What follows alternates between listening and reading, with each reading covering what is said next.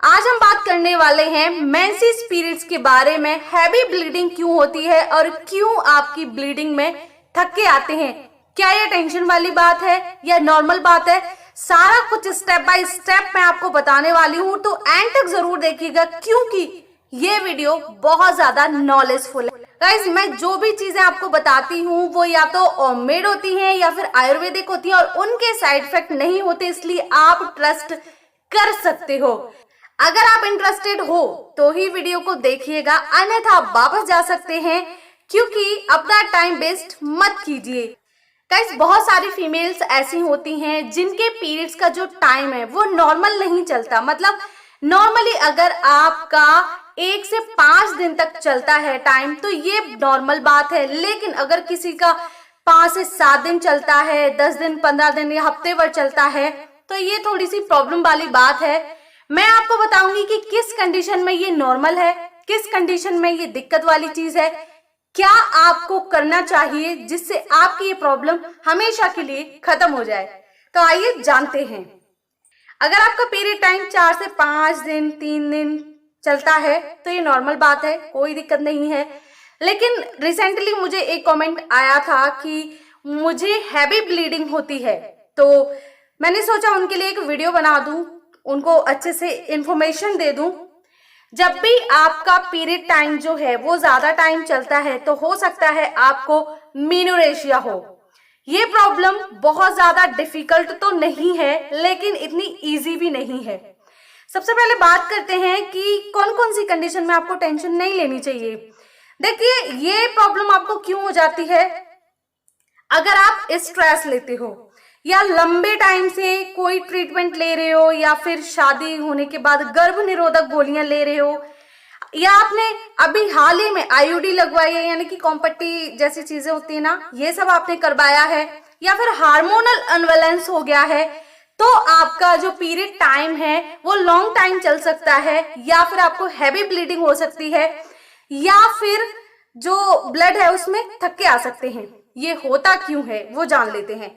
तो आपके जो यूट्रस में लेयर बनती है आपके बेबी के लिए जो बेड तैयार किया जाता है वो लेयर अगर ठीक से ना टूटे, अगर वो लेयर ठीक से नहीं टूटती है तो थक्के निकलना शुरू हो जाती हैं, वो परत थक्कों में निकलने लगती है। और ऐसा कभी कभी इसलिए भी होता है कि आपका जो टेस्टोस्टेरोन हार्मोन है और जो प्रोजेस्टेरोन हार्मोन है उनका बैलेंस बिगड़ जाता है। तो ये नॉर्मल बात है, कोई सीरियसली प्रॉब्लम नहीं है कि आप इसे किसी डिसीज समझ लो, कोई बीमारी समझ लो, तो ये नॉर्मल सी बात है। अब बात करते हैं थोड़ी दिक्कत वाली चीज की। एंडोमेट्रियल, ये एक प्रॉब्लम है। एंडोमेट्रियल पॉलिप यानी कि एक नॉन कैंसरस ग्रोथ, यूट्रस की दीवारों पर छोटा छोटा सा पॉलिप बनना या छोटे उभार होना, ये कंडीशन अगर आपको होती है तब आपको हैवी ब्लीडिंग या लॉन्ग टाइम ब्लीडिंग हो सकती है। अगर आपको रसोली है, ट्यूमर है, तो भी आपको ये प्रॉब्लम हो सकती है। जो आपका यूट्रस है, जो आपकी बच्चेदानी है, उसकी बाहर की जो लेयर होती है उस पे कुछ सेल्स यानी कि कुछ उभार, कुछ गांठें जैसी आकृतियां अगर बनने लगे तब भी आपको ये प्रॉब्लम हो सकती है। एग्नोमाइसिस, इसमें यूट्रस के अंदर की जो परत होती है, जो अंदर की लेयर होती है चिकनी साइड, उस पर ये उभार बनने लगते हैं, छोटी छोटी गांठें बनने लगे, तो इसकी वजह से भी आपको ये प्रॉब्लम हो सकती है। आपके पीरियड लॉन्ग टाइम चल सकते हैं और उसमें थक्के भी आ सकते हैं। अगर जैसे कि आपके पीरियड्स में ये प्रॉब्लम आपको मान लीजिए पहली बार हुई है और आपको थक्के आ रहे हैं और लॉन्ग टाइम आपका पीरियड चला, तो हो सकता है कि ये नॉर्मल हो, लेकिन लगातार 3 से 4 महीने, 5 महीने आपके साथ ये ही सब हो रहा है, तब आपके लिए बहुत सीरियस प्रॉब्लम हो सकती है।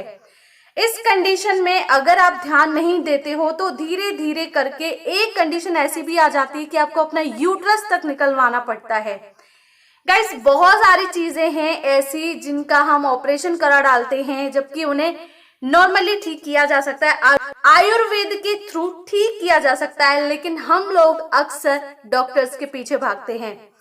तो अगर आपको इस कंडीशन में बहुत ज्यादा पेन होता है और आपके साथ बार बार हो रहा है, तो आप चाहें तो अपने मन की शांति के लिए डॉक्टर के पास जा सकते हैं, टेस्ट करा सकते हैं, अल्ट्रासाउंड करा सकते हैं। लेकिन मैं आपको एक जबरदस्त घरेलू उपचार बताने वाली हूँ, एक ऐसी रेमेडी बताने वाली हूँ जो बाघभट्ट जी ने बताई थी। ये मेरी नहीं है, बाघभट्ट जी की है, आयुर्वेद की है, ट्रस्ट कर सकते हो।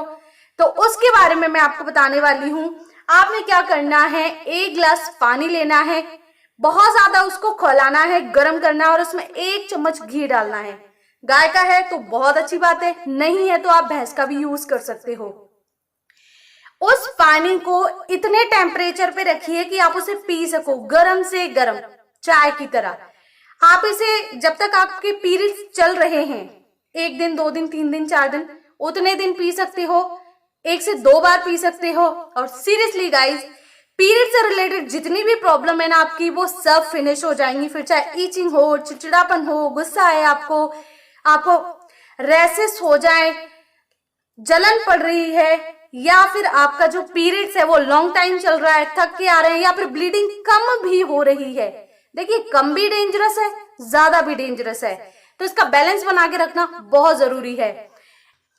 इस DIY रेमेडी से आप पूरी तरह से ठीक हो सकते हो। तो भाई, पसंद आए वीडियो तो लाइक, शेयर और सब्सक्राइब जरूर कीजिएगा। मैं हमेशा कोशिश करती हूँ आपके लिए कुछ अच्छा लाने की। तो जल्दी मिलते हैं नेक्स्ट वीडियो में। Bye bye.